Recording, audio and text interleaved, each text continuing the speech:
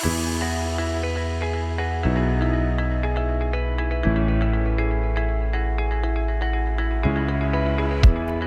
voulez investir mais vous ne savez pas par où commencer ?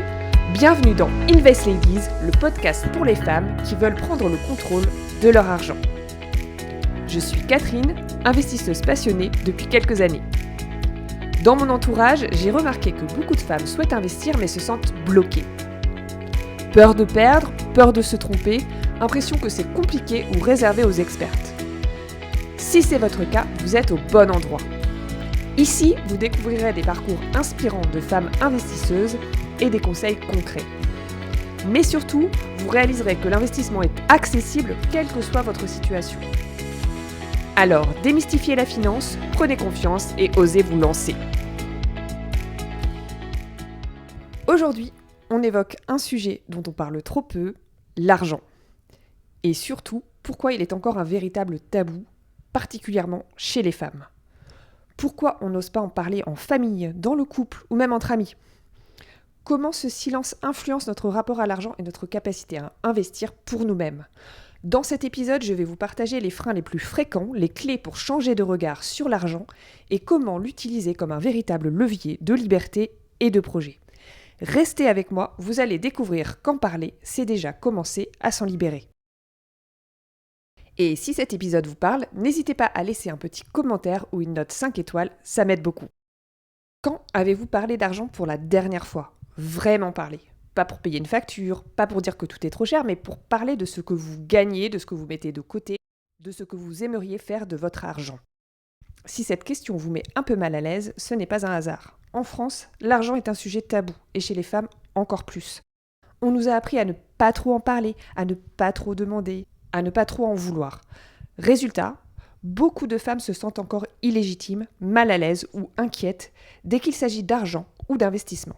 Dans cet épisode, on va justement déconstruire ce tabou, comprendre d'où il vient, pourquoi il nous freine et surtout comment changer de regard pour voir l'argent non plus comme quelque chose de gênant ou de sale, mais comme un outil de sécurité, de liberté et de choix.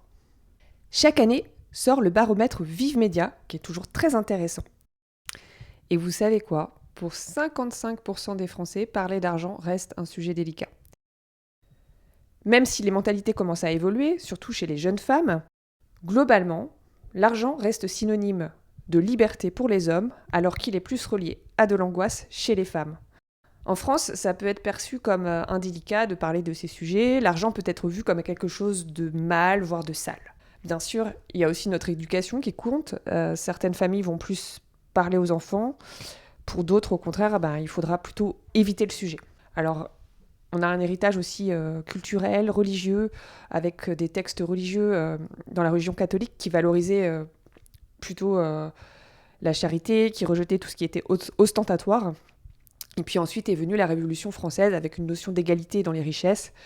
Puis au XXe siècle, l'industrialisation qui a creusé les inégalités.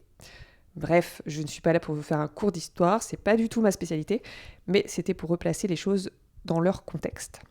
Toujours est-il qu'aujourd'hui, dans les familles, dans les couples, ou même entre amis, la discrétion sur les sujets patrimoniaux reste de mise. On ne donne pas son salaire, on ne parle pas de ses investissements, on ne parle pas de budget dans son couple. C'est associé à de la honte, voire même à de l'échec. Alors que dans d'autres pays, comme les États-Unis, ça ne pose aucun problème d'évoquer ces sujets.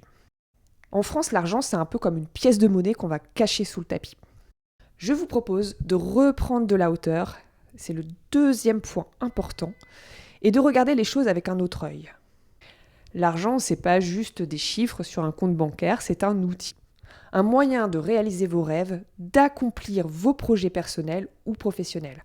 Quand on parle d'argent, il ne s'agit pas seulement de travailler pour payer ses factures, mais bien de se donner la liberté de faire ce qui vous passionne, de vivre comme vous en avez envie, et à se créer la vie que vous souhaitez.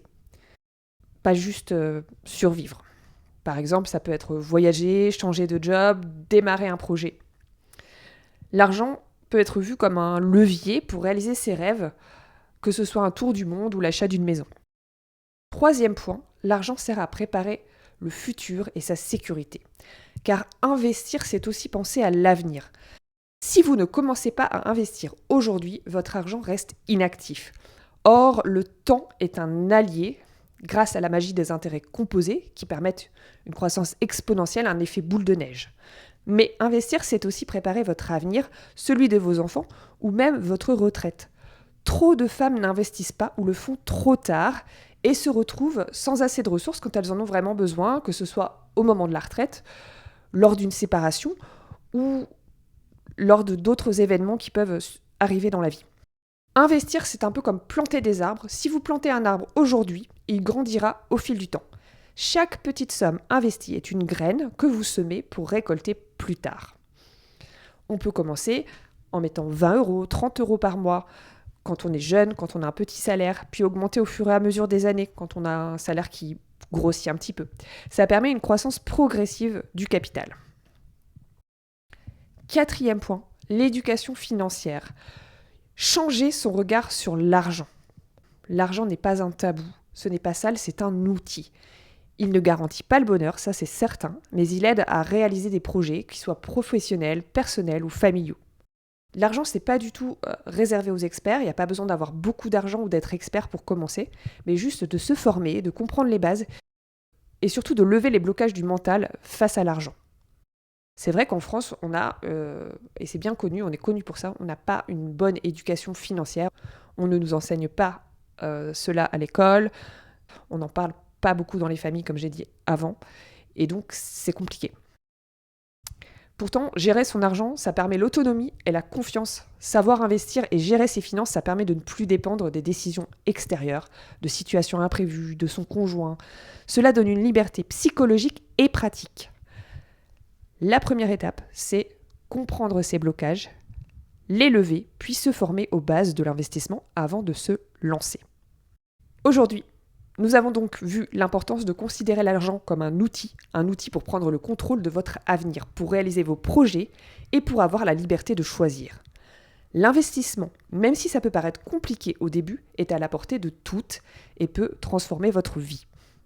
Pour approfondir ce sujet et lever les blocages psychologiques qu'on a tous par rapport à l'argent, je vous conseille le livre de Christian Junod, « Ce que l'argent dit de vous ». Je vous mettrai le lien dans la description de cet épisode.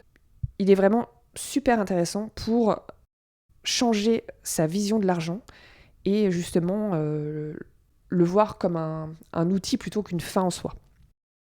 Si cet épisode vous a inspiré, n'hésitez pas à laisser un avis et à partager cet épisode avec vos amis. Et surtout, commencez dès aujourd'hui à prendre en main votre avenir financier. On se retrouve prochainement pour un nouvel épisode d'Invest Ladies.